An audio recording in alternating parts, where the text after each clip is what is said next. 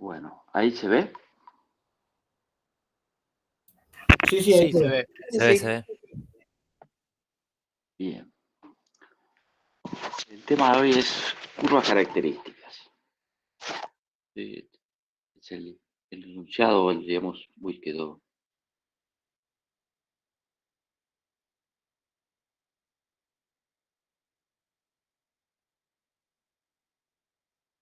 Este título no es. Vamos a corregirlo.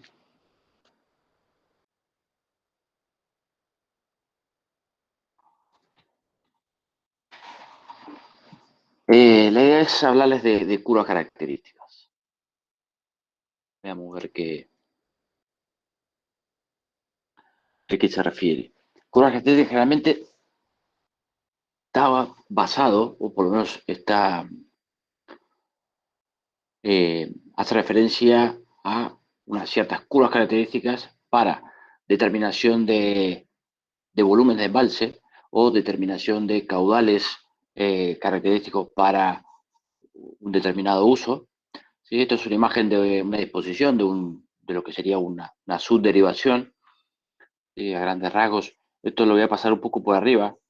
Es una presentación en realidad de un ingeniero que ya no nos acompaña en la cátedra, pero sí está en otras cátedras, que es el ingeniero Gerardo Burdizo. La autoría es de él.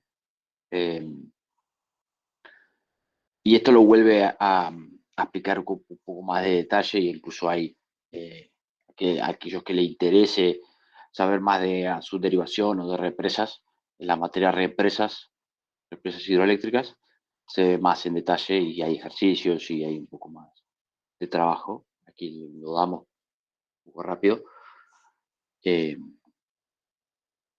Pero bueno, esto es una disposición de una subderivación, ¿sí? En definitiva, esto es un canal, un arroyo, un río, ¿sí? Aquí es lo que se llama la toma, que permite la derivación hacia el determinado uso, ¿sí? Hay elementos para regular esa derivación, ¿sí? Fíjense, recuerden que un río, una sud, está en continuo, ¿sí? Tenemos un caudal casi continuo. Entonces, aquí podemos tener ciertos caudales, mínimos, medios o altos, ¿sí? Entonces, ese azul de derivación tiene que funcionar para todo el rango de caudales que tengamos registro, ¿sí?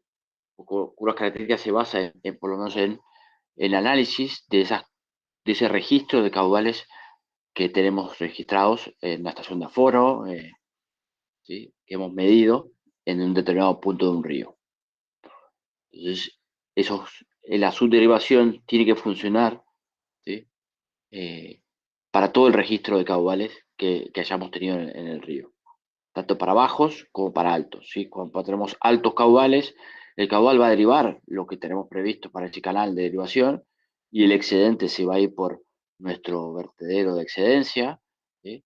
Y va a volver al río, ¿sí? De manera que no tengamos justo en este punto por la subderivación que el excedente se pierda o se vaya por el valle de inundación del río y no se pueda utilizar o quede encharcado o no lo podamos utilizar. Hay dos curvas bastante características, dos métodos bastante característicos. Una es el método de curvas de caudales clasificados, ¿sí? Que es este gráfico de aquí, y las curvas características, ¿sí? El curva de caudales clasificados, lo voy a mencionar un poco por arriba nada más, sirve justamente para diseñar el caudal de diseño de una subderivación, ¿sí? Una subderivación, una central de paso, cualquier obra que nosotros vamos a hacer funcionar con un determinado caudal constante, ¿sí? O semiconstante, o por lo menos vamos a intentar que funcione el mayor tiempo posible.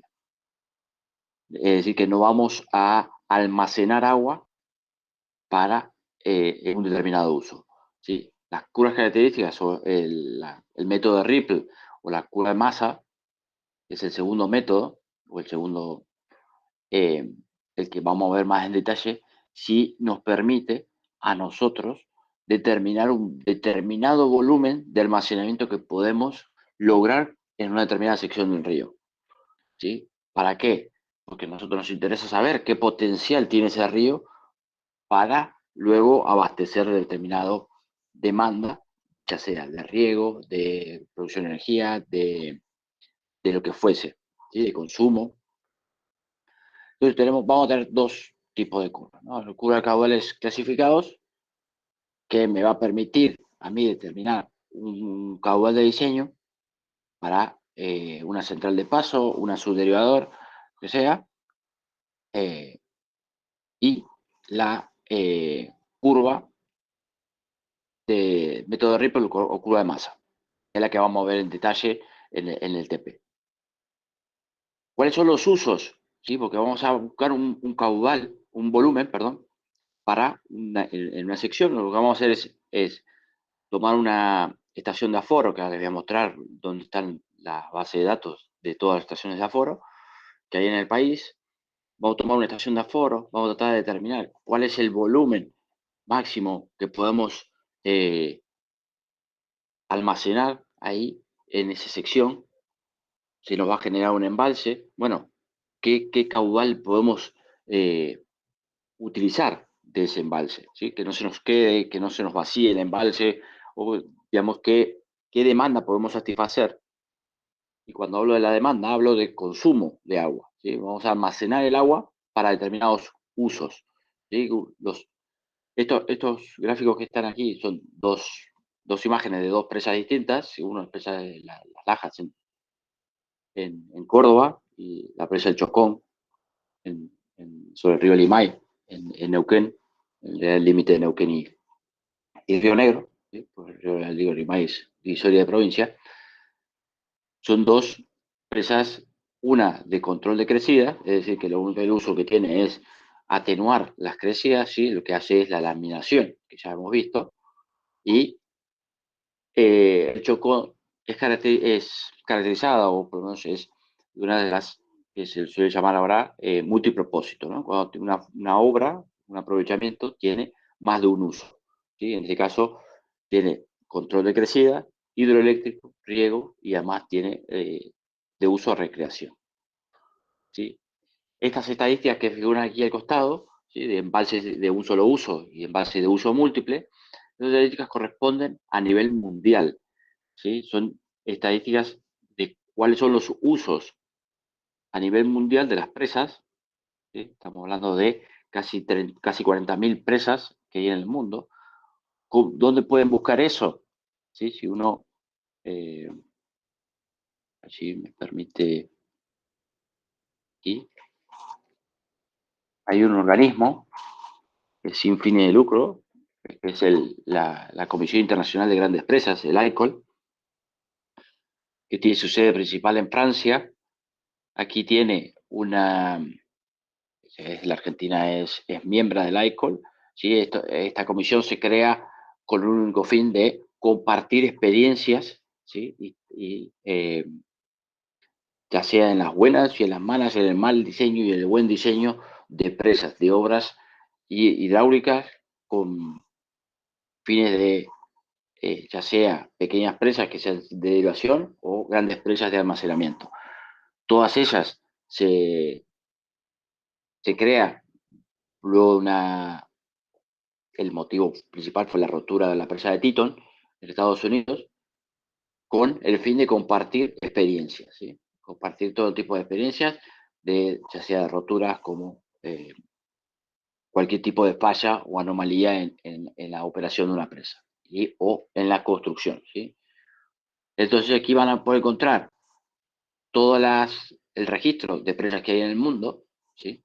Por lo menos de todos los países que son miembros del ICOL, que son su mayoría, y aquí van a encontrar una síntesis general, cuáles son las presas consideradas como grandes presas, porque esto es un organismo de comisión de grandes presas, a pesar de llamarse así, hay una comisión que se dedica eh, a pequeñas presas, ¿sí? Y aquí aparece esa estadística que un poco aparecía, ¿no? ¿Cuáles son las de un único propósito? en su mayoría el 47% son de irrigación, ¿sí? Para riego. Luego le sigue la de energía, hidroenergía, es decir, que son presas que solamente tienen una única función de producción de energía. ¿Sí? Esta es un poco la estadística de un registro total de presas que anda en los 58.000. Me quedé corto en los 40.000, no, anda en los 58.700 presas. Es el registro que hay hasta abril de 2020. ¿Sí? Y las multipropósito tienen su mayor, o la principal, es decir, que cumplen, multipropósito significa que cumplen más de un uso.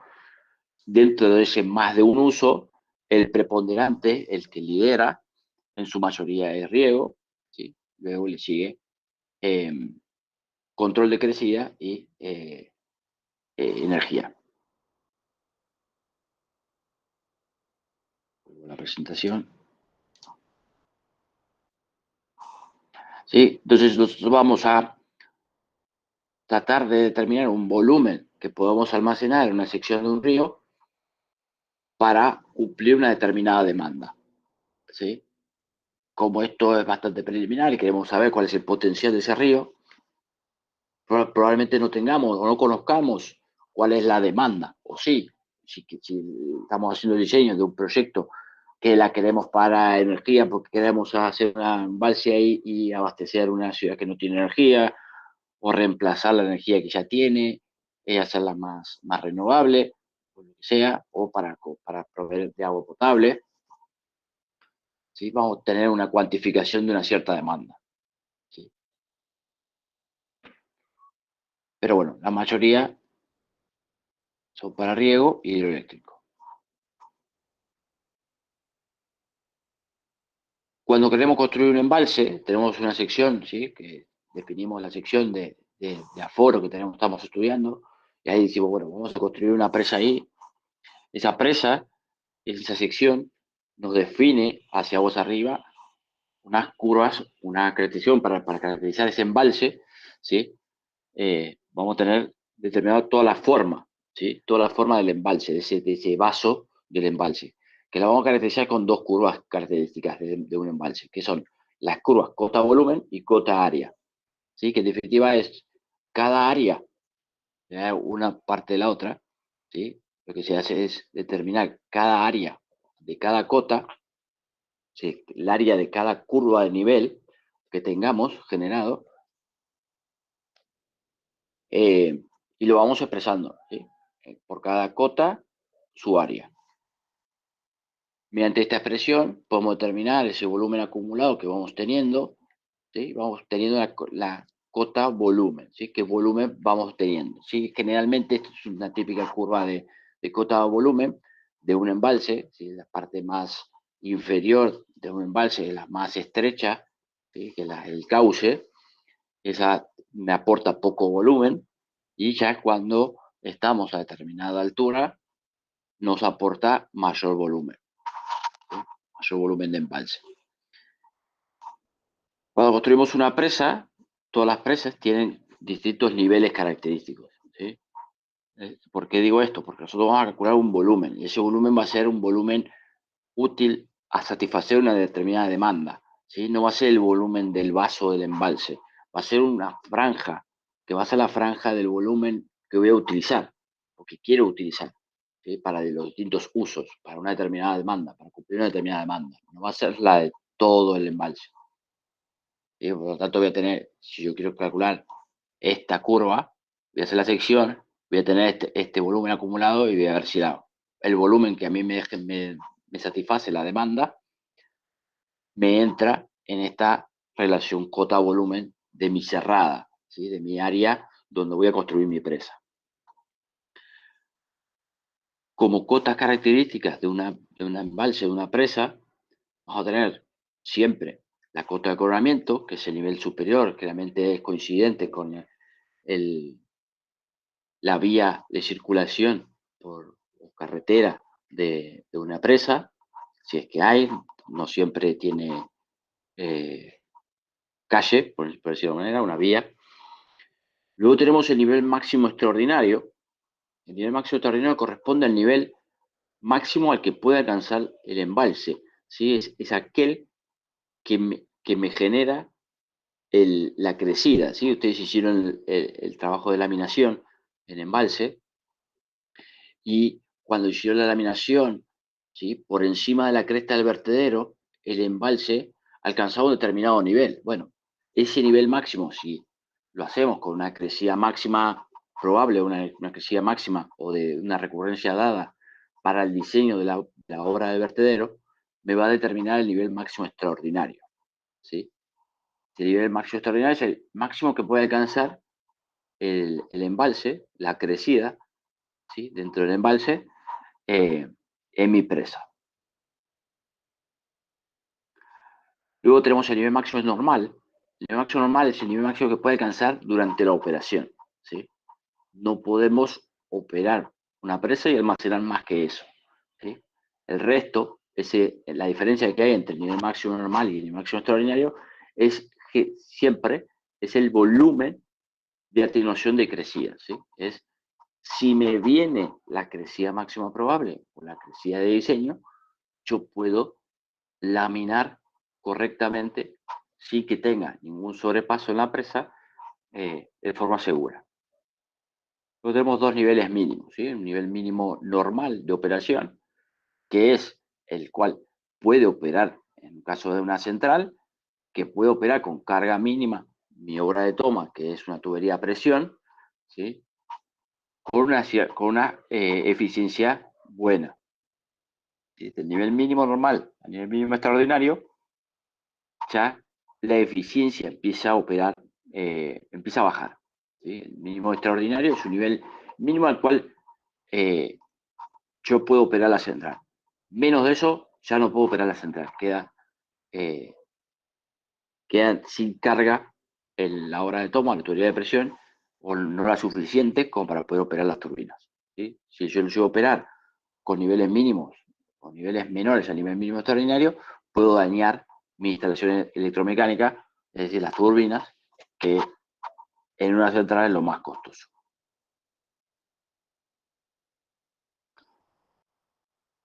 Luego tenemos un último nivel, que es el nivel mínimo activo, ¿sí? Es el nivel al cual mínimo que yo puedo erogar agua de un embalse, ¿sí?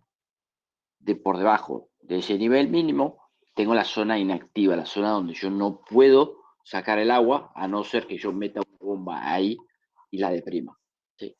De otra forma, no sale, ¿sí?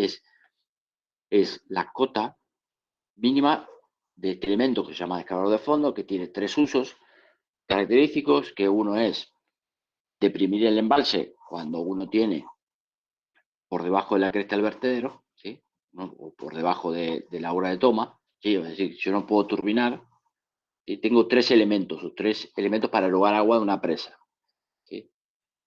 Uno va a ser la central, a través turbinando, si tengo una central, a través del vertedero, si el agua del embalse está por encima de la cresta, y por el descargador de fondo, o descargadores, ¿sí? Puedo tener más de uno, ¿sí? El descargador de fondo me permite a mí deprimir el nivel del embalse.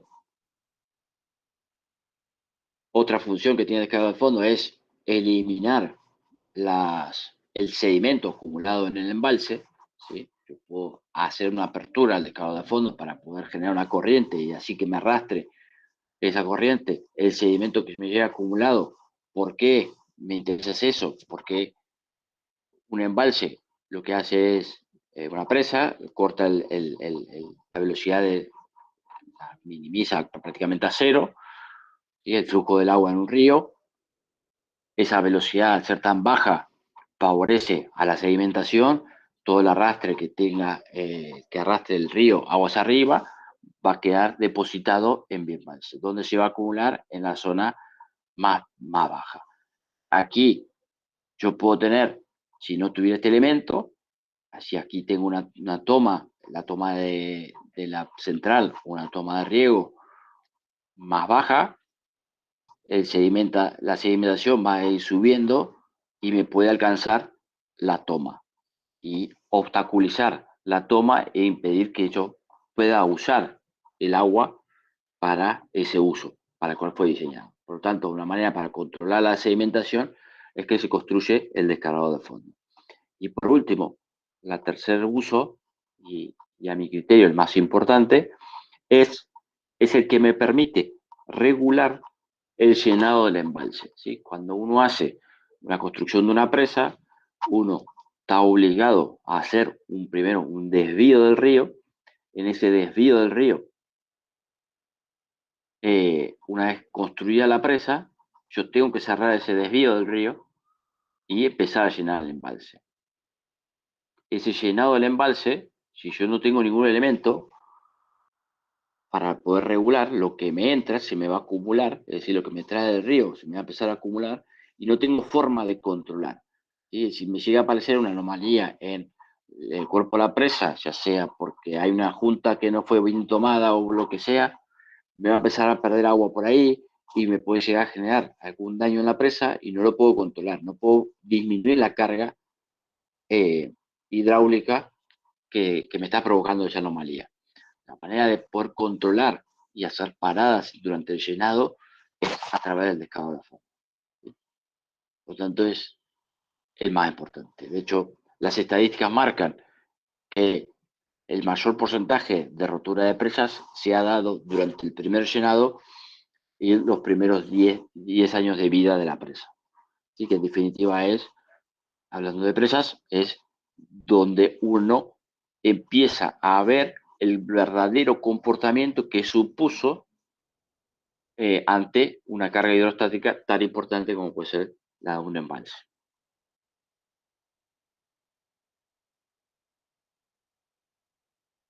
Esto es un caso en concreto, ¿sí? Este es el embalse de Piedra del Águila, una presa de hormigón, construida de hormigón convencional.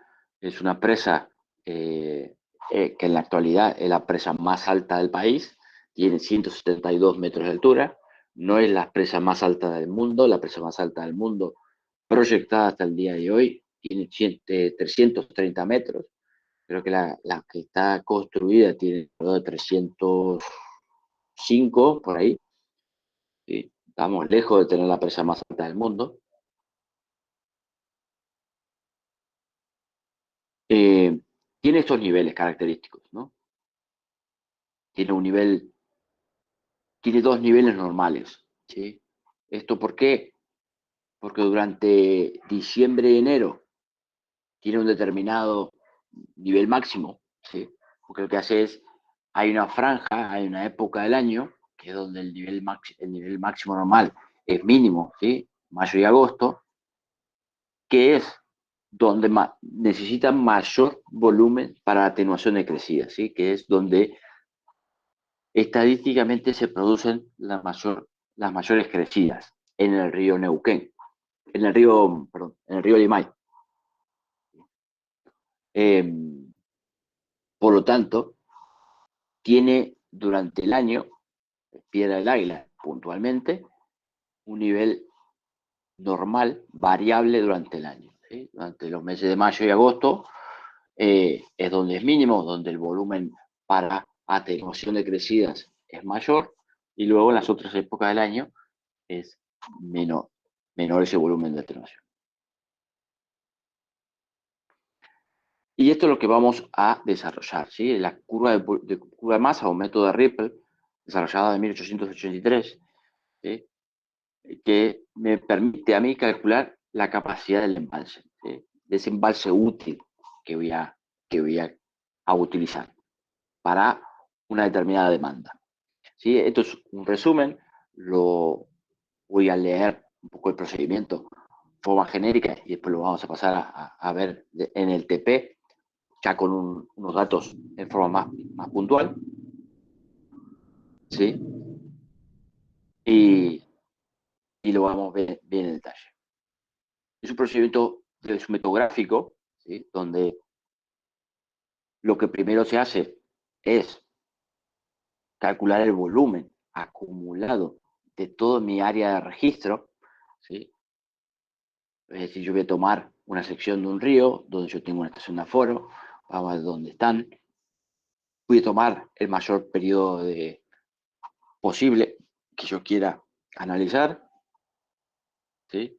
Voy a calcular si el volumen acumulado que me va arrojando, que me va trayendo mi río, mi arroyo, ¿sí? Y voy graficando esta curva que parece muy perfecta, no suele ser tan sinusoidal, pero tiene esta forma, ¿sí? Eh, Esto va a ser, en definitiva, es mi oferta hídrica durante ese periodo de año, en términos volumétricos, lo que me trae el río, ¿sí? Es el volumen que yo tengo que me trae el río, ¿sí?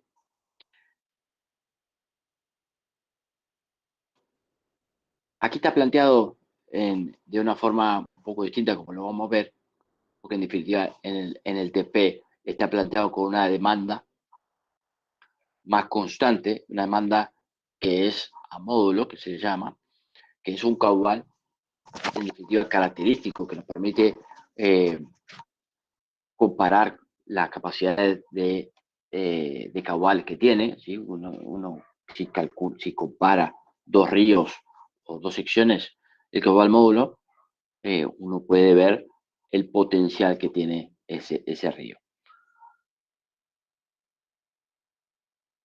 Pero bueno, la demanda en definitiva nunca es a módulo, generalmente no es a módulo, tiene una cierta, la demanda va a depender de la capacidad o el caudal que voy a turbinar, de la capacidad de turbina, más el caudal ecológico que tengo que dejar pasar. ¿Sí? Hoy en día los, los ecologistas empujan mucho, es decir, que no podemos tener una presa sin erogar agua, es decir, que siempre tenemos que mantener un determinado caudal constante hacia aguas abajo, por más que no tengamos ningún uso, eh, justamente para eh, permitir la vida de los, de los animales aguas abajo. También podemos tener un caudal de riego adicional, entonces todo eso va ir sumando en la demanda. Podemos tener una demanda para una planta de tratamiento de agua potable, por tanto tenemos que ir erogando un determinado caudal constante. Ese caudal, tanto en la turbinación como en las plantas de agua o para riego, no son constantes en el año. Por lo tanto, puedo tener una demanda variable durante el año, ¿sí? Generalmente, las presas de embalse son presas, ¿sí? ¿Sabes? Me meto un poco en energía, pero eh, las presas de embalse son, se las suele llamar baterías de energía. ¿Por qué? Porque tienen una energía acumulada por la energía potencial del agua, ¿no? Uno cuando abre la turbina, turbina en el momento, ¿sí? Cuando pasa el agua por la turbina, se genera energía y va directo a consumo, ¿sí? No tenemos hoy en día, hasta que no se construya grandes baterías de almacenamiento de energía, toda la energía, eh, toda la energía que uno produce se consume, ¿sí? Para que nosotros tengamos hoy luz, tengamos nuestras computadoras prendidas, o dan para la tecla y se prende la luz, es energía que se está generando en este momento, ¿sí? Por lo tanto, para ir copiando esa curva de demanda de energía, las presas cumplen un rol bastante fundamental, ¿sí? Son aquellas que cuando aumenta la demanda de energía, se activan en esos momentos, ¿sí? Es decir, que las presas de embalse generalmente hidroeléctricas, como puede ser Piedra del Águila, solo turbinan en esos momentos que la demanda de energía aumenta, ¿sí? O puede ser a mediodía, o puede ser a las 8 o 9 de la noche, cuando todos empezamos a cocinar, o una ola de calor y todos prendemos el aire. En ese momento, prácticamente todas las centrales hidroeléctricas empiezan a funcionar, ¿sí? No así las presas como Yacyretá o Salto Grande, son presas que se suelen llamar presas de base, de energía de base, que operan todo el año, en todo momento. Todo el caudal que entra, es tanto el caudal que tiene, eh, que entra, que es turbinado, ¿sí? esa es la gran diferencia en términos hidroeléctricos, ¿sí?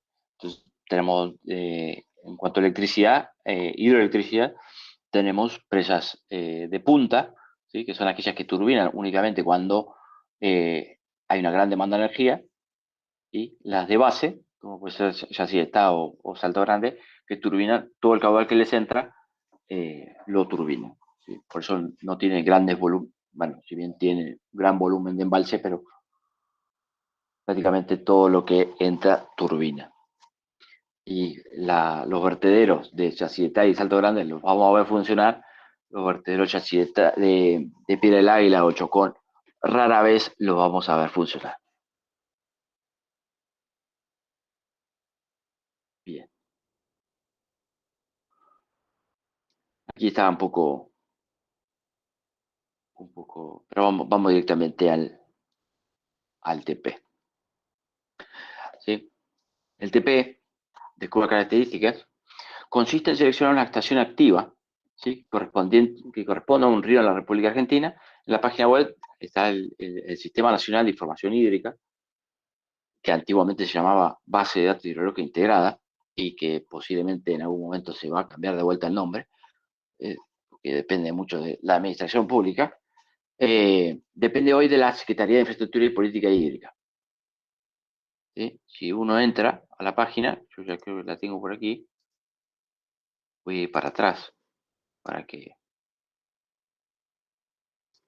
la vean. Si uno busca, yo voy a ir para Google, yo puse base de datos hidrológica integrada, y la primera opción es esa, ¿no? Sistema Nacional de Información Hídrica.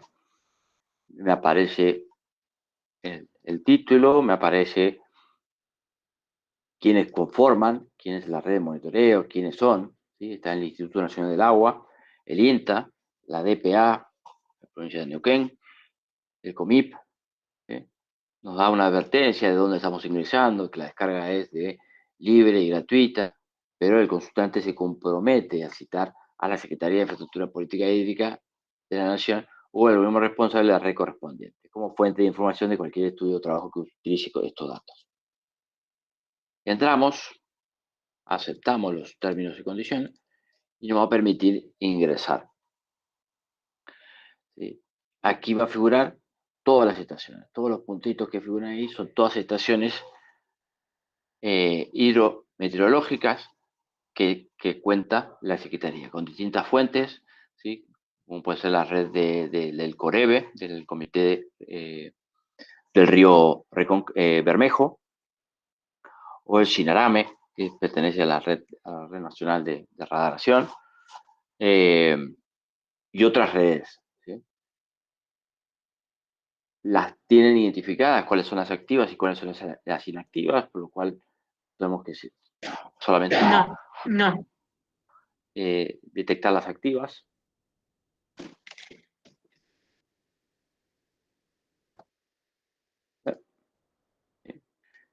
Tenemos, no todas no todas tienen los mismos datos, ¿sí?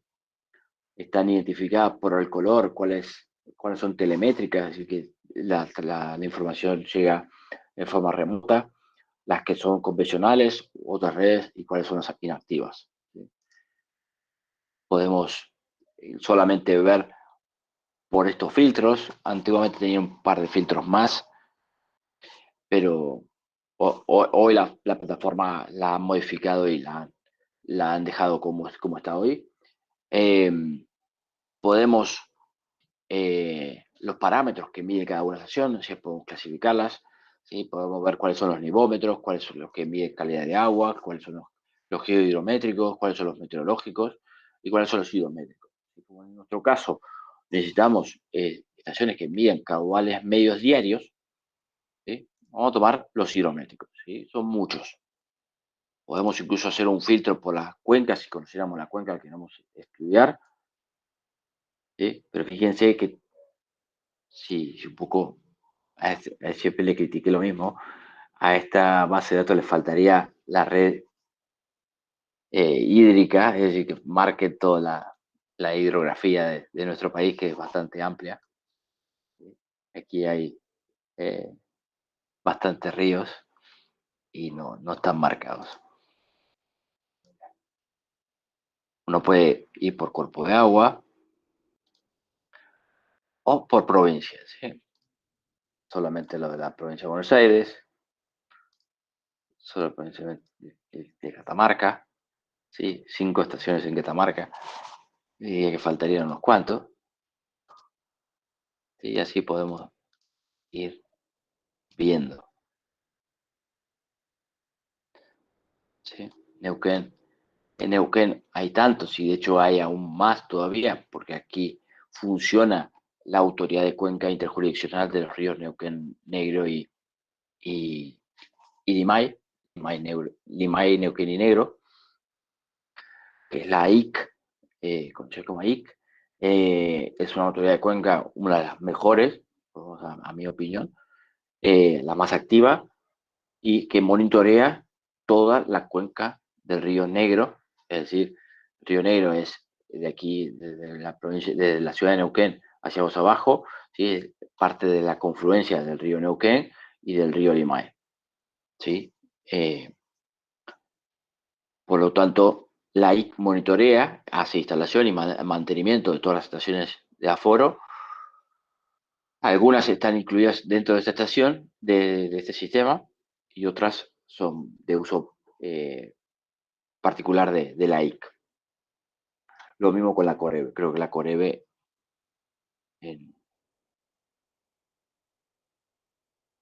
también, algunos tienen por acá en Jujuy.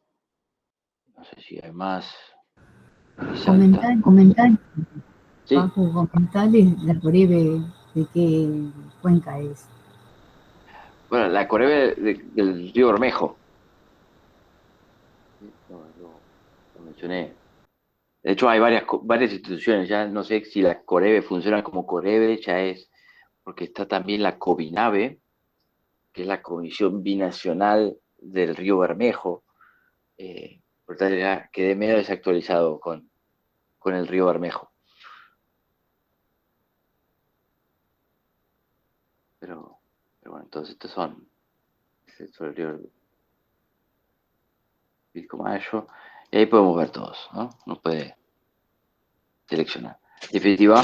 También está considerada la cuenca del Plata, que tiene sus ramales, digamos.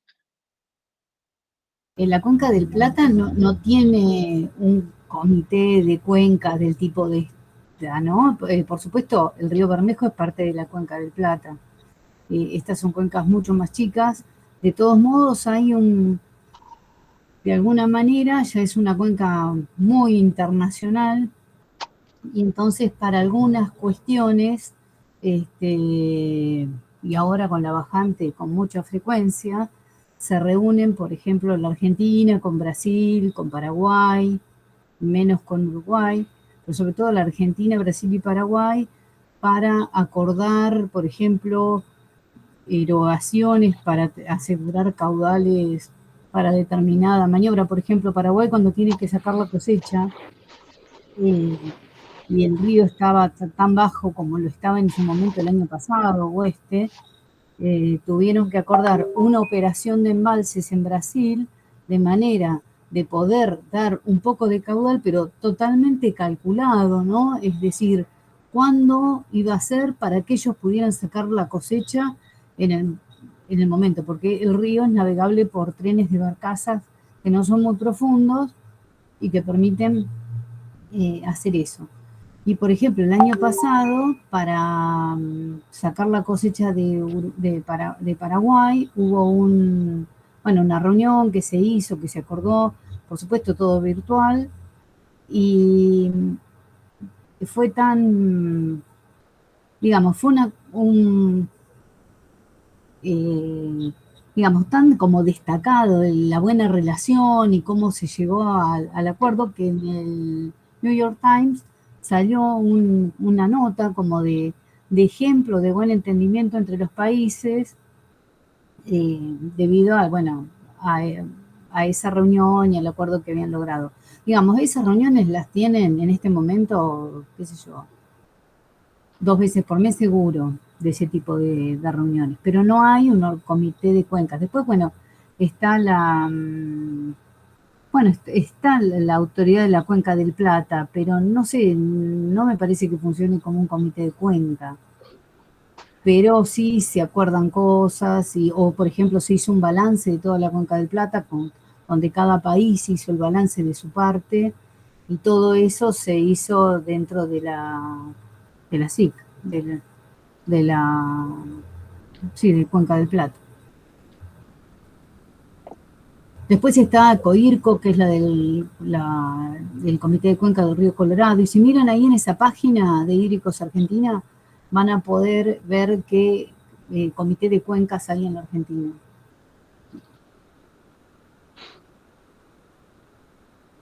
Bueno, dejo.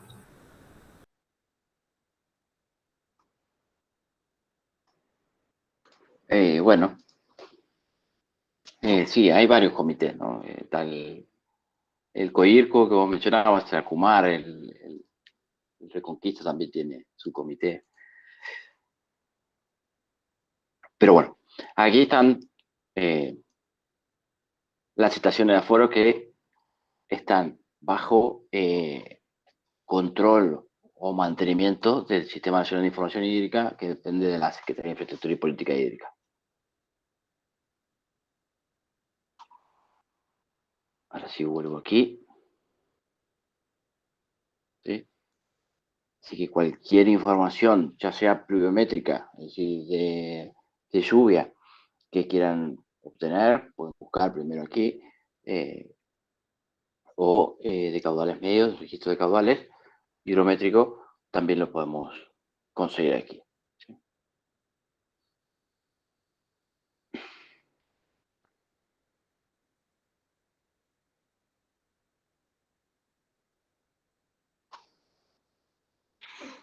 Bueno, esto es un poco, les he puesto un poco de historia, un poco como en qué se basa el método y directamente a cómo es que, sí, pues ya un poco lo conté, ¿no? Que este método permite calcular la capacidad necesaria de un embalse y el potencial de aprovechamiento de un río.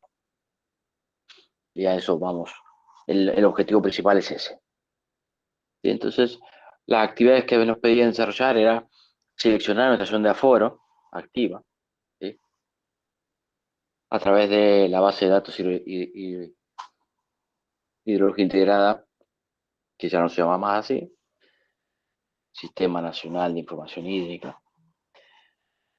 Una vez que tenemos la estación, la podemos descargar, ¿sí? Cuando vamos a la página, vuelvo aquí, pongo cualquier estación para que vean cómo se descarga.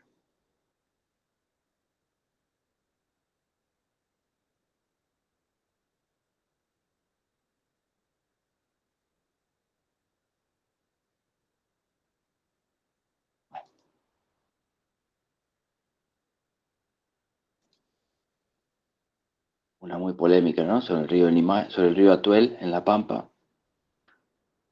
Era una polémica porque el río Atuel es un tema de conflicto entre Mendoza y La Pampa.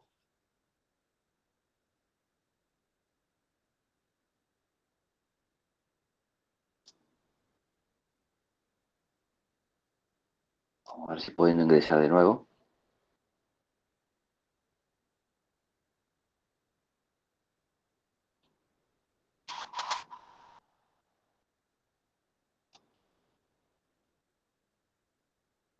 Por ejemplo, aquí el dique Ballester.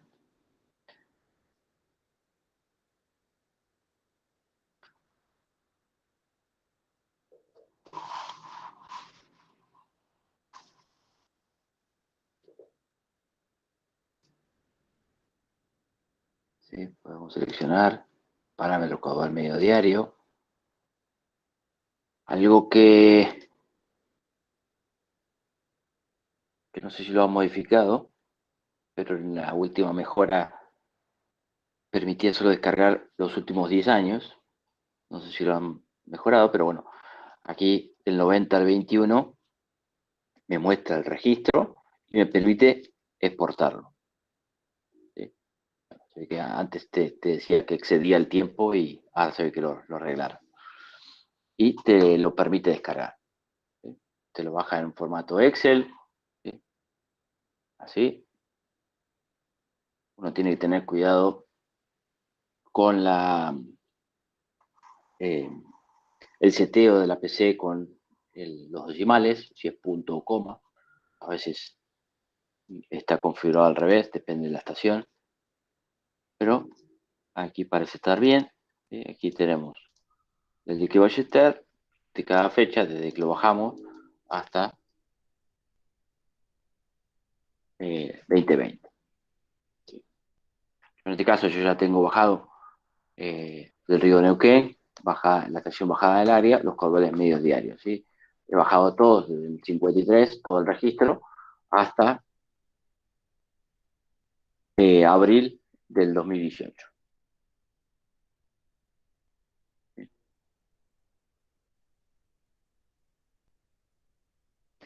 Entonces, lo que primero tenemos que identificar es el número total de registros, ¿sí? Con los que contamos, y el tiempo de registro continuo, ¿sí? Es decir, ver si falta algún dato faltante o si no falta, y cuántos, ¿sí?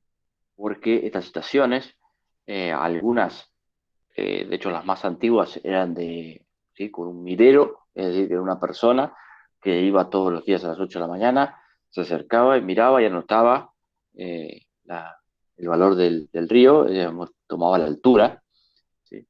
La altura de la estación de aforo, y luego eso se traducía en caudal, ¿sí? Conociendo con el nivel, la altura del río y conociendo la sección donde estábamos tomando, uno puede determinar el caudal, ¿no?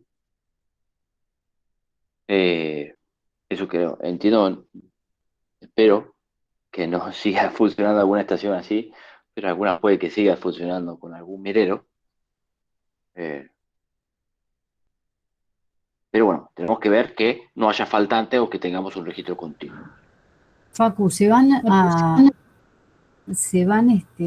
automatizando, pero también eso, por ejemplo, trae que a lo mejor te da 10 datos por día, entonces uno ahí tendría que tomar, por ejemplo, el caudal medio diario, porque si no empieza a ser un lío de datos descomunal y muy difícil de manejar, a no ser que uno se ponga a estudiar la estación, ¿no? Entonces, bueno, sí, pero si no, para trabajar hay que pedir por ejemplo, caudales medios diarios. O, por ejemplo, si para algo nos interesara el máximo, los máximos, pero que nos mande un dato por día. Sí, sí. Bueno, yo la presentación, voy a duplicar la pantalla. La primera parte que les hago es un poco para identificar rápidamente cuáles son los datos faltantes y por lo menos cuáles son los años completos y cuáles no, ¿sí? Como esto tiene formato fecha, día, fecha y hora, o día, mes y año, uno puede extraer, ¿sí? Este tipo de tablitas, ¿no? Día, mes y año, que son formulitas. La idea un poco es introducirles un poco, algunas son fórmulas muy conocidas, otras quizás algunos no la conozcan, y son muy pelas que las empiecen a manejar. ¿Sí? Con esto tenemos identificado, tenemos una columna por cada parámetro, es decir, para mes y día, mes y año, y el dato puntual.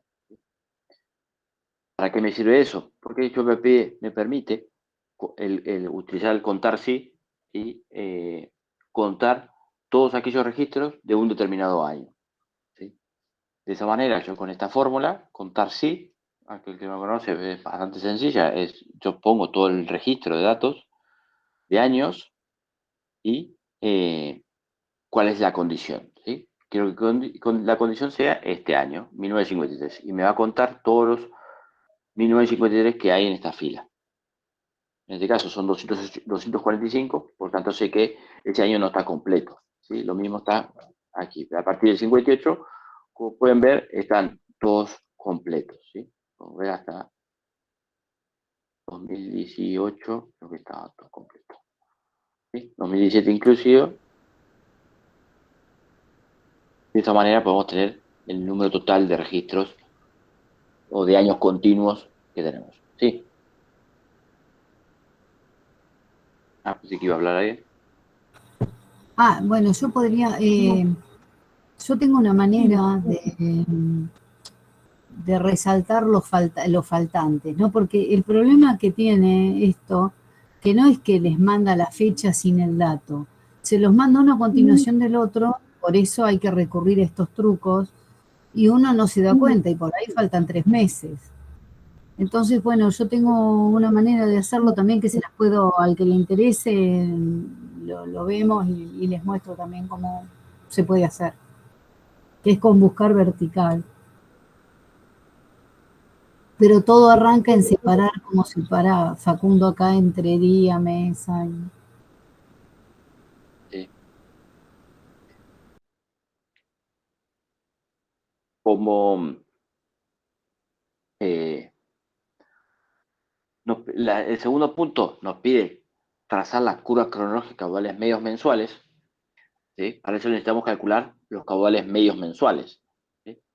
Y para eso necesitamos estar seguros de que tengamos todos los meses completos, ¿sí? Y aquí hice algo bastante parecido. Conté la cantidad de registros, ¿sí? En este caso, cuando uno le quiere aplicar dos condiciones, tiene que usar la fórmula contar si conjunto. Contar punto si punto conjunto, que me permite contar una determinada serie, que en este caso es la misma que estaba ahí, ¿sí? Esta de caudales, y indicarle que me diga el año 1957 y el mes 7, ¿sí? Entonces me va a contar la cantidad de registros que cumple con el mes 7 y el año 1957. ¿Sí? Yo aquí puse un condicional pues según la cantidad de días del mes, si tiene 31, me diga completo, o si no, no, me lo diga completo. ¿Sí? Y así, de esta manera, yo controlé que toda mi serie de cada mes está completa. ¿Sí? Al final, hasta marzo de 2018 lo tengo completo. Entonces, así me permite a mí calcular el caudal medio mensual. Para eso no voy y esto lo he visto en varias planillas de Excel de algunos, que ponen promedio y van a la tabla y seleccionan los del mes 7 y a veces lo arrastran mal.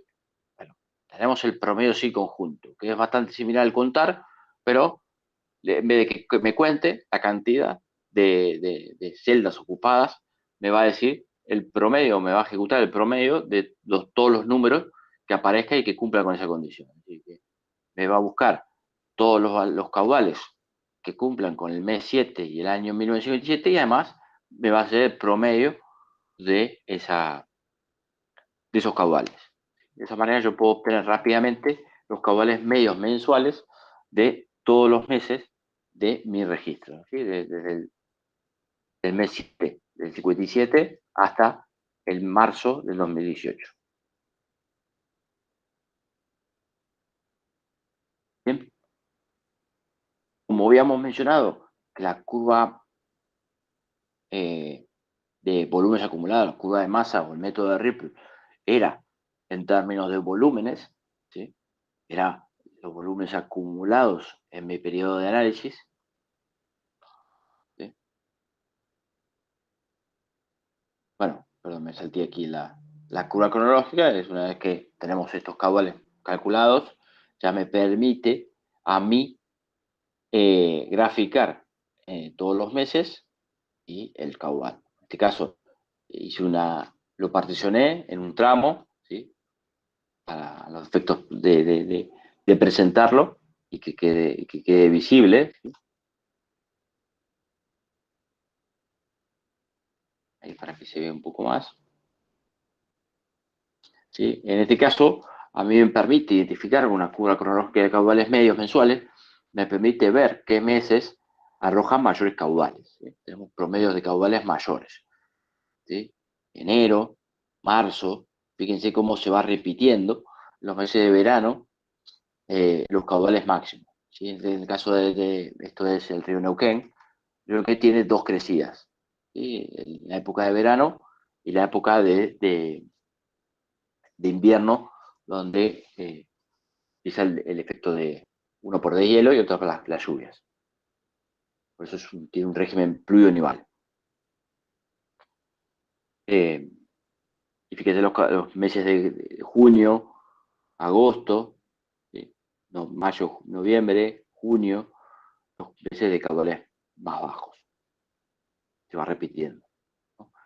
Si nosotros en nuestro periodo de análisis tuviéramos una construcción de una presa, veríamos una modificación en este régimen natural del río, ¿sí? Los caudales picos se verían atenuados y los caudales mínimos se verían menos mínimos, ¿sí? La brecha no estaría tan marcada, ¿sí? Sería más continuo el funcionamiento, dependerá mucho del funcionamiento de la presa. ¿Sí? A partir de esta curva cronológica, medidas mensuales, nos pide determinar las características del régimen hidráulico del río, ¿sí? Teniendo cuáles son los orígenes del caudal. Un poco ya lo dije, ¿no? Un poco, si nos basamos en el río Neuquén, tiene ese régimen, ¿no? El pluvio-nival tiene unos picos muy marcados por el efecto de deshielo, que crecía de mucho pico, y por el efecto de lluvia, unas crecidas más volumétricas, no tanto de pico. ¿Sí? Podemos agarrar un río aquí en la provincia de Buenos Aires y más pluvial, ¿no? Tiene un régimen más pluvial, por el régimen de lluvia, ¿no? Donde los meses de enero, febrero, más lluvioso.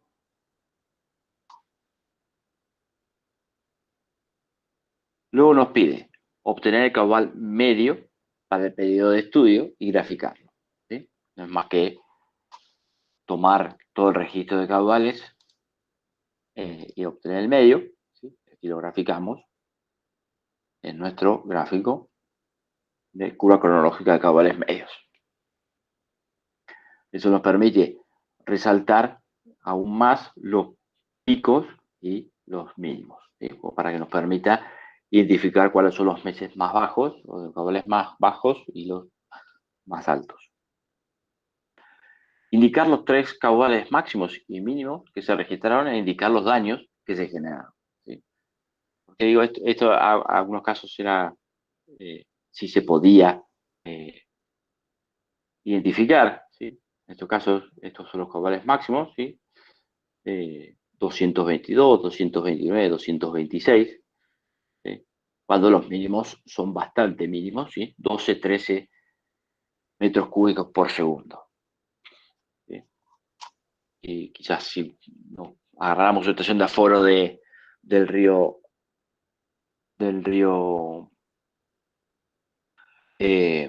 Reconquista o del río Paraná, de alguna crecida extraordinaria, podríamos buscar esa fecha, esa crecida máxima o esos caudales picos que registró la estación y buscar en el diario o en algún diario qué ocurrió y ver los daños que ha generado esa crecida, ¿no?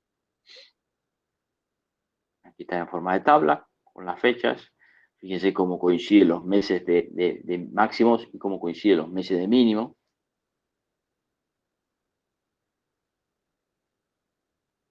Luego nos pide trazar la curva de volúmenes acumulados para el periodo de análisis, ¿sí? Para eso, vuelvo aquí, está explicado aquí, pero me voy a guiar por mi planilla de Excel. Es lo mismo, ¿sí? Tengo calculado el caudal medio mensual y tengo que calcular los volúmenes medios, los volúmenes mensuales, ¿sí? El volumen que se generaría si yo todo ese caudal lo almaceno, ¿sí? Fíjense que está expresado estos metros cúbicos por segundo y los volúmenes se expreso en hectómetros cúbicos, porque si los expresara en metros cúbicos estaría teniendo millones, ¿no? ¿Sí? Una manera de utilizar valores más prolijos. Uno suele expresar los volúmenes, más los términos de volúmenes acumulados, en hectómetros cúbicos, ¿sí? O millones de metros cúbicos. Sí, esto no es más que la cantidad de días, yo aprovechando que ya he computado la cantidad de registros que tengo, ¿sí? Que es coincidente con la cantidad de días del mes, por eso lo tengo completo. Entonces aprovecho, ¿no? La cantidad de días por el caudal, por la cantidad de minutos y segundos que tengo en un día, y lo divido por 1.000.000 para tener en metros cúbicos. Una vez que calculo todos los caudales mensuales, lo que hago es calcular el acumulado, ¿sí? Una vez que tengo calculado los volúmenes mensuales acumulados, ya me permite graficarlos, ¿sí? Me queda una curva así, ¿sí? Muy lineal casi, ¿no? No muy parecida con esas curvas que mostrábamos en el ejemplo más. ¿Sí? Esta es la curva de volúmenes acumulados, ¿sí? A partir de la curva de volúmenes acumulados, nos pide que identifiquemos los puntos en correspondencia con los caudales máximos y mínimos. Fíjense que tengo volúmenes y tengo tiempo, ¿sí? La pendiente de la tangente de los puntos de coincidencia con cualquiera de estos puntos me va a arrojar un caudal, ¿sí? Que en definitiva va a ser el caudal medio, ¿sí? Ese caudal medio mensual. Por lo tanto, los puntos de inflexión que tengo en esta curva van a representar los caudales mínimos y máximos que yo he determinado anteriormente en mi curva cronológica, ¿sí? Si no me coincidieran con los puntos de inflexión, como están marcados aquí, no, en algún lado le erré, ¿sí? Todos los máximos y los mínimos van a estar representados como puntos de inflexión en esta curva. Luego nos pide indicar los distintos derrames anuales y el derrame total para el periodo considerado. El derrame no es más que el volumen anual, ¿sí? El derrame, cuando hablamos de derrame, hablamos de volumen. Por tanto, teniendo el caudal medio mensual, yo puedo calcular el caudal medio anual de ese año y a partir de eso calcular el volumen anual, ¿sí? De la misma forma que calculamos los volúmenes mensuales, calculamos el volumen anual, ¿sí? Que ese volumen anual va a corresponder con el derrame anual de cada año, ¿sí? Y si sumamos todos los derrames, tendremos el derrame total, ¿sí? Que en definitiva, si lo vemos en un gráfico aquí, en el primer año el derrame va a ser esta altura, ¿sí? Y el segundo año va a ser esta altura. No estoy mirando la fecha, pero entiéndanme que, porque la escala es muy pequeña, pero para que sea, y el derrame anual o el derrame total va a estar representado por la altura total de mi gráfico de volúmenes acumulados.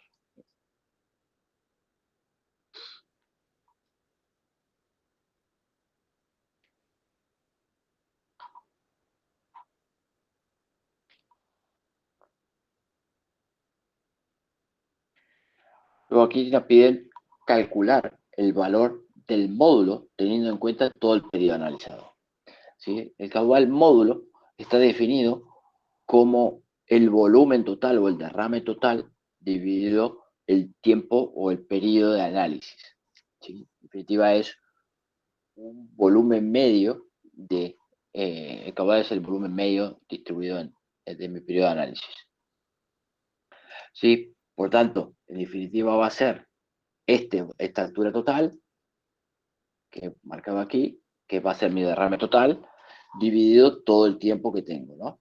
Con las unidades correspondientes, ¿no? Esto expresado en metros cúbicos y esto en segundos, ¿sí? Es lo que en algunos términos es la tangente de alfa, ¿sí? Que no es más que una línea que une los dos extremos de la curva de volúmenes acumulados, me va a permitir calcular el derrame total y el tiempo total aplicado, ¿no? Analizado. Eso se define así el caudal módulo. ¿Sí? Aquí está calculado, caudal módulo. La diferencia o el extremo del volumen acumulado total dividido el tiempo total. ¿Sí? En este caso, lo que he hecho es sumado todos los días, y al final, aquí, la suma de todos los días de registro son 22.189 días, y ahí puedo determinar el tiempo en segundos. Me da 22 metros cúbicos. ¿Sí? Si nos fijamos el caudal medio, a ver si está escrito por algún lado, ¿cuánto es? Está expresado en algún lado.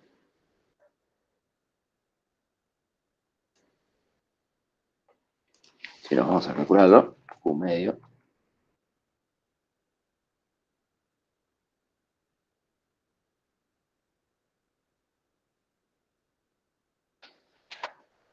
Sí.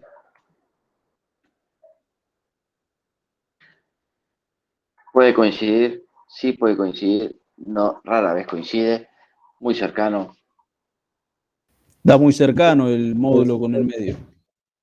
Está muy cercano, a veces sí, a veces no, no es algo que se lo memoricen, ¿no? Si da cercano está bien, si da lejos está mal. Pero generalmente sí, suele dar cercano. Más cuando uno toma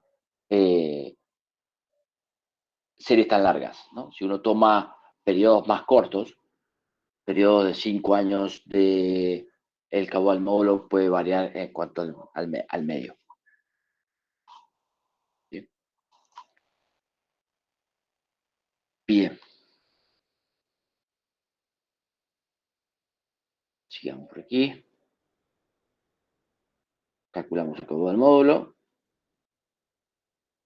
Y luego nos pide que calculemos el valor de la capacidad reguladora. Cuando hablamos de capacidad reguladora es ese volumen útil que nos va a satisfacer una determinada demanda. ¿Sí? Es el volumen mínimo que me permite a mí satisfacer una cierta demanda. ¿Sí? Para eso necesitamos definir, para calcular la capacidad reguladora, necesitamos definir una demanda. ¿Sí?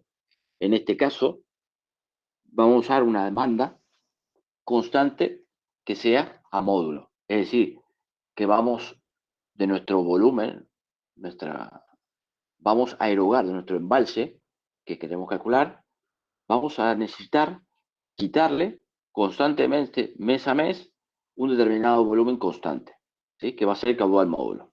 ¿Sí? Estos 72 metros cúbicos se van a ir para uso de riego, por decir un ejemplo, o turbinado, de forma constante. ¿Sí? Sabemos que la demanda generalmente nunca es constante. Podemos tener constante de un determinado uso, como puede ser la energía o riego en la franja de determinados meses. Realmente, por ejemplo, si uno mira los embalses de... Ahora, después al final, si tenemos tiempo, les muestro cómo están los embalses en el país, algunos de los embalses característicos, donde podemos ver que durante los primeros meses lo que hacen es almacenar toda la mayor cantidad de agua posible, y luego, cuando empieza la época de riego, van a ver que empieza a deprimirse el nivel del embalse para llegar a valores mínimos a fin de año y vuelta en la época de crecidas, almacenar lo más posible, tener de vuelta el embalse lleno para de nuevo al año siguiente poder satisfacer la demanda de riego en esos casos. Entonces, el valor de la capacidad reguladora lo vamos a calcular de forma gráfica. En este caso, como tenemos la ayuda del Excel, lo vamos a hacer con el Excel. ¿Sí? Pero el método de Ripple, cuando fue inventado en 1883, no estaba el Excel, era un método gráfico. ¿Sí? En este caso, lo podemos hacer muy, muy sencillamente en Excel. ¿Sí? Por eso está explicado así. En definitiva, lo que nos dice el método es, bueno, tome la demanda, ¿sí? Que es nuestra recta naranja, que es la del medio, desplácela en forma tangente hacia arriba a la curva de volúmenes acumulados, esa la curva azul, y lo mismo desplácela en forma tangente a la curva de volúmenes acumulados, en forma mínima, ¿sí? Para ambos lados. La distancia vertical, ¿sí? La distancia vertical que tenemos entre la curva gris y la curva amarilla es nuestro volumen útil o nuestra capacidad reguladora para satisfacer una demanda constante a módulo, ¿sí? Ese volumen es el que nos va a permitir regular y cumplir con la demanda a módulo, ¿sí? Si tuviéramos una demanda constante a módulo durante todo el año, con ese volumen mínimo, si nosotros podemos generar una empresa que tenga ese volumen útil mínimo, nos va a satisfacer una demanda de 72,73 metros cúbicos por segundo, que es el caudal módulo de este río. ¿Sí? ¿Cómo hacemos esto en el Excel? ¿Cómo hacemos la línea media? En definitiva, conozco el punto inicial, conozco el punto final, ¿sí? Lo que hago es trazar una expresión de la recta de esos dos puntos y calculo cada puntito de mi recta y grafico la recta naranja. Luego, para determinar cuáles son los puntos tangentes, lo que hago, que he hecho aquí en el Excel, es hacer una diferencia, ¿no? Calcular que me calcule en cada punto la diferencia que hay entre el caudal módulo y la curva de volúmenes acumulados, que en definitiva, que si uno lo mira, ¿sí? En términos volumétricos, en términos de caudales, perdón, voy a quitar esto, ¿sí? Fíjese, yo les dije que la tangente representa un caudal, ¿no? El caudal de demanda, lo que se me va a consumir del embalse, es la recta naranja, ¿sí? Es un valor 72. La tangente, cuando la tangente del azul es inferior a la pendiente de la naranja, es decir que el azul, recordemos que es la oferta hídrica que tenemos en nuestro embalse, en estos ríos, me va a estar aportando menos el río que lo que estoy demandando. ¿Sí? ¿Sí? Fijémonos, a ver si aquí sí parece ver mejor. La tangente, a ver si...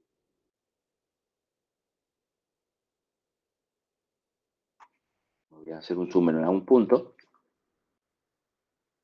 ¿Sí? Por ejemplo, aquí, la tangente en este punto, justo me sale amarillo,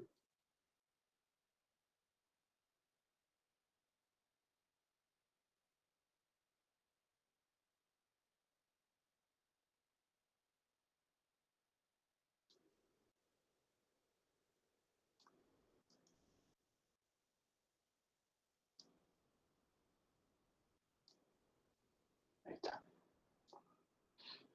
La tangente en este punto, como la pendiente es menor, el caudal que me aporta mi río es menor a lo que estoy demandando, ¿sí? En estos momentos mi volumen de embalse va a estar disminuyéndose, ¿sí? Y en estos puntos, por ejemplo aquí, donde la tangente es claramente mayor, ¿sí? Si yo la tangente aquí, el caudal que me está aportando el río es mayor que lo que está aportando. Por lo tanto, en esos momentos, el río me está llenando mi embalse en relación a lo que estoy consumiendo por mi demanda. ¿Sí? ¿Se me siguió? Un poco para cómo analizar estas curvas de volúmenes acumulados, cómo mirarlas.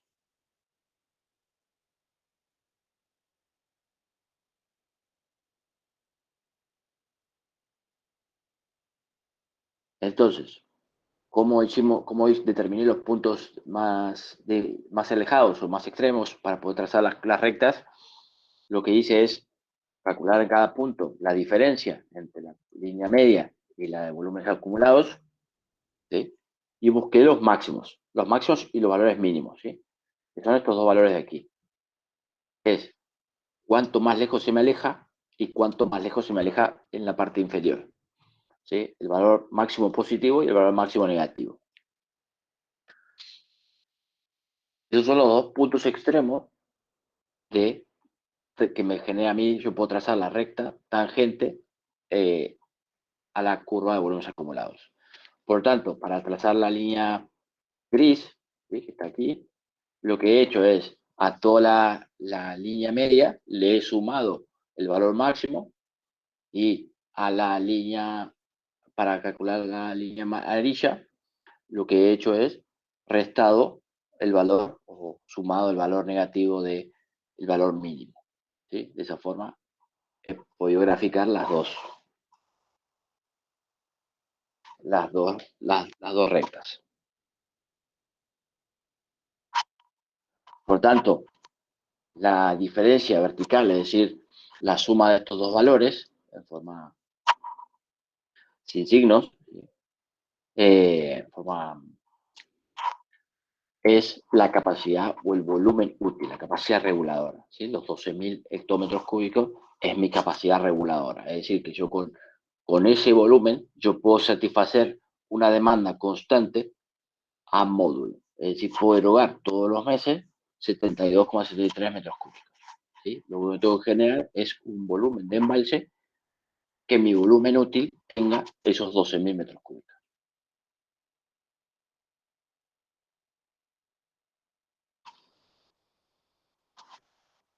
Y el último punto es, considerando una demanda a módulo, calcular la diferencia entre el volumen almacenado y el volumen de demanda. Y luego trazar la curva de desembalse o curva de movimiento de embalse en el mismo gráfico de curva de volumen acumulado. ¿Qué significa esto? Es, bueno, yo sé la demanda. La demanda es mi caudal módulo. Tengo mi oferta hídrica. Conozco mi capacidad reguladora, por lo tanto, puedo comenzar jugando con un determinado valor de volumen mínimo inicial, ¿sí?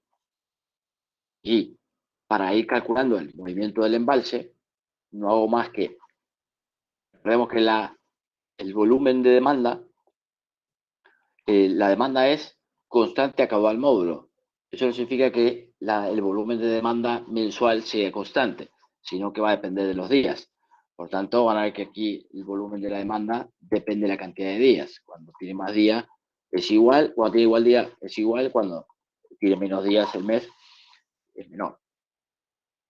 Por lo tanto, y esto es la oferta hídrica, que no es más que el volumen mensual, ¿sí? El volumen que tengo mensualmente. Este volumen de demanda no es más que el caudal módulo por la cantidad de días del mes. Por lo tanto, yo parto de un volumen inicial, que en este caso he puesto este valor, y lo que voy calculando mes a mes es la diferencia que tengo entre lo que me aporta el río, el volumen de oferta, y el volumen consumido, el volumen de la demanda. ¿Sí? Y así voy viendo cómo el movimiento del embalse. ¿Sí? Cómo al comienzo, cuando el volumen del embalse o el río me aporta menos caudal que la oferta hídrica, que la demanda, por tanto, el nivel del embalse va disminuyendo. ¿Sí? Luego va creciendo un poco, luego se va manteniendo constante, luego empieza a aportar, que es este tramo de aquí, que empieza a aportar más agua que la demanda, empieza a llenarse un poco el embalse, y así constantemente. ¿Sí? De esta forma, ¿por qué definí este volumen inicial? Porque en definitiva lo que busqué es cuál es el volumen mínimo inicial que me satisface y que el embalse nunca quede en términos negativos, ¿no? Debería haber puesto la capacidad reguladora como para que esto satisface, ¿sí? Aquí llega a un valor mínimo que queda en cero, y luego ese es un valor mínimo inicial, ¿no? Que debería ser la capacidad reguladora. Ese es el volumen que me garantiza a mí satisfacer durante todo mi periodo de análisis la demanda a módulo. Lo podemos ver que con mínimo de 6.000, yo tengo 12.000, me va a satisfacer la demanda a módulo. En ningún momento voy a tener.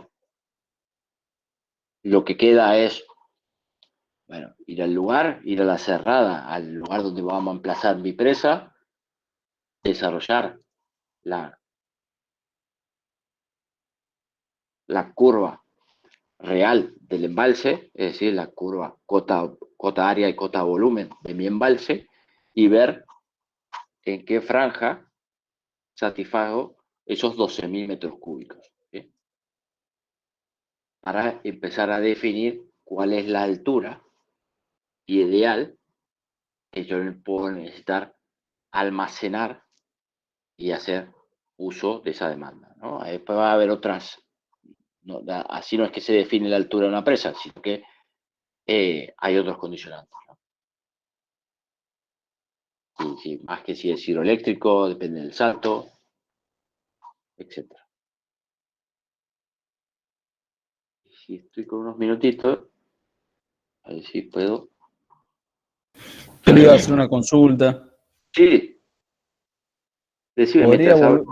Podría volver. Ah, bueno, va a abrir otro archivo, si no después volvemos a las No, curvas. decime. La tengo que Claro, va a tardar un rato para abrirla. porque con respecto al máximo y al mínimo, Mm.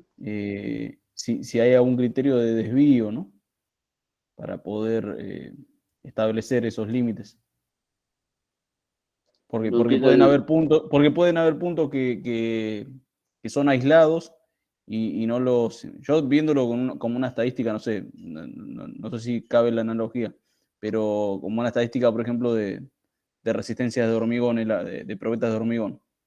Entonces estableces un máximo mínimo y hay puntos que están aislados que no deberías considerarlo en la estadística. Bueno, pero eso lo tendrías que haber visto o visualizado en tu curva cronológica de cabales, ¿sí? Si acá hay un valor que excede la capacidad del cauce o que sea un valor anómalo, que es un error en la de medición, lo deberías descartar. ¿Sí? Sí, se entiende que eso ya está hecho sobre datos consistidos, que han sido revisados y han sido dados por buenos o que se los considera razonablemente buenos. Tampoco hay que empezar a descartar a lo loco, es decir, hay que ver, a veces podría ser, por ejemplo, sé de casos que, bueno, en África estaban haciendo una obra y apareció una lluvia descomunal y pensaron que lo iban a descartar y empezaron a buscar en los diarios y era cierto el valor. Es decir, en eso hay que ser cuidadoso, hay que averiguar, pero sí, primero se consiste. Bueno, gracias. Sí. Bueno, de hecho la hidrogeología se basa un poco en eso, ¿no? En determinar esos caudales máximos extremos que han quedado registrados. De hecho, me contaba un geólogo que han determinado un determinado caudal por la mancha que había generado en una roca, por la presencia de agua y así, por la cresta del tronco, creo que era, no lo recuerdo bien. Sí, esa Pero, es la paleohidrología, sí, eso se hace, y se así. ve. Bien, les quería mostrar esto como último. Por ejemplo, ¿sí? Aquí se ve un poco más. Esto es si no me equivoco, esto es Salta, en el Cadillal, una presa. Estos son un poco los años, ¿sí? Son los últimos años, o para que vean, ¿no? Los punteados son caudales, los azules son caudales ingresantes, es decir, que ingresan en el embalse, y los rojos son los salientes. Pero lo que quiero mostrar son los niveles. Este azulcito es el actual, el de este año. pero fíjense cómo el comportamiento de los niveles del embalse son año a año bastante parecidos, ¿no? Como yo les mencionaba, aquí comienza más o menos en la época de abril, mayo, empieza la época de riego, perdón, un poco más adelante, pero ya es que termina la época de crecida y comienza a vaciarse los embalses, ¿sí? Empieza a consumir agua para abastecer el riego, ¿sí? Por eso van a ver que los embalses, estos años cronológicos, ¿no? 0 es 1 de enero, 365 es 31 de diciembre. Por lo tanto, comienza el año bastante bajo el nivel. La época de enero, febrero, marzo es la época de crecidas, por eso van a ver estas líneas azules así, con bastante pronunciado, que me permite llenar el embalse, lo mantienen lo más alto posible en las épocas que no ingresa agua y no se necesita erogar agua, erogando caudales mínimos, ¿sí? Como pueden ver ahí lo rojo, y luego ya el azulcito empieza a ser menor, ¿sí? a lo que estamos erogando, y el nivel del embalse empieza a deprimirse, ¿sí? Empezamos a consumir más agua de lo que tenemos, ¿sí? Si vamos a Río Hondo, en Santiago del Estero, pasa algo parecido, ¿sí? Las líneas negras, perdón que no mencioné, pero las líneas negras es un poco lo que les mencionaba cuando hablaba de los niveles característicos. Este superior es el nivel máximo normal y en este caso es el nivel de cresta de vertedero, ¿sí? Entonces, aquí el azul son las crecidas, que podemos ver las crecidas. Luego, ya en esta época ya es muy raro que aparezca la crecida. La crecida en Santiago del Estero aparece hasta abril más o menos, los primeros meses del año. Luego los caudales son bastante bajos contra el río. Son el río Salí. Se almacena lo máximo que se puede y luego empieza a abastecer el consumo, el riego, ¿sí? Esta época es la época más de consumo de riego, ¿sí? Si me voy a Tucumán, algo parecido. Aquí lo mismo. Y si me voy al Limay, por ejemplo, Piedra del Águila, que les mencionaba que tenía distintos niveles de nivel máximo normal, esta línea que está acá vertical, que forma medio un trapecio, que los primeros meses del año, primer mes del año, nivel máximo, tiene poca probabilidad de que venga una crecida, luego empieza a aumentar esta área de registro, de área de volumen de almacenamiento para atenuación de crecida, y el operador de la presa tiene que deprimir el embalse, ya sea con crecida o lo que sea, respetando este nivel máximo, no superándolo, salvo en 2017, ya lo ven ahí. Eso fue aprobado por la autoridad de Cuenca, porque se consideraba que había una sequía importante, y la autoridad de Cuenca le aprobó excederse del nivel máximo normal y fallar, digamos, superar ese nivel máximo. Si no, todos los años luego, todos los años mantiene ese nivel y luego vuelve a crecer. Si nos vamos al Chocón, pasa algo similar. Si nos vamos a Loma de Lata, por ahí es un poco más marcado, ¿sí? En el embalse copia la franja, esta es la franja de atenuación de crecidas, es decir, que no deben superar este nivel y luego los embalses vuelven a recuperar su caudal, su volumen, para poder satisfacer la demanda.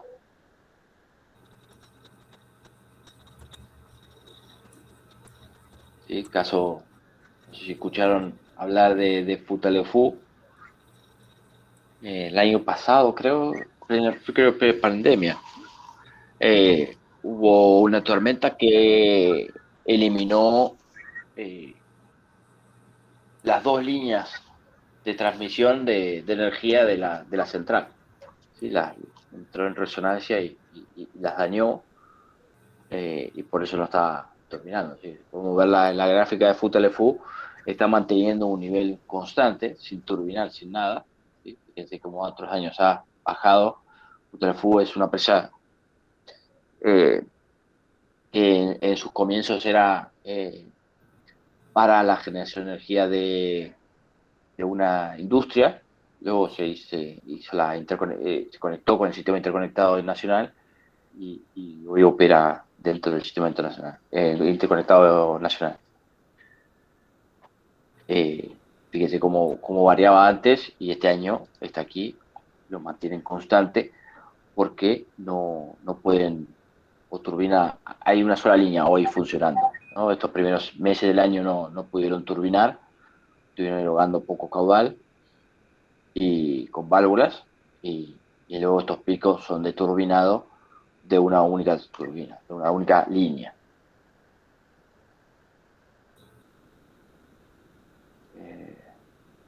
Aquí pasa lo mismo, esto es el Tunal, sobre el río Juramento,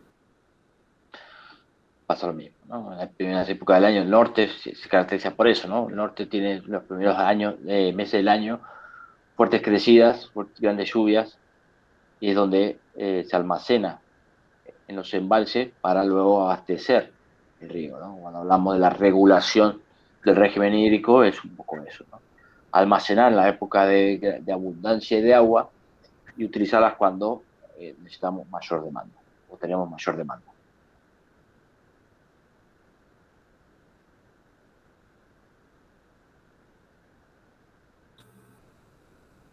No sé si queda alguna duda.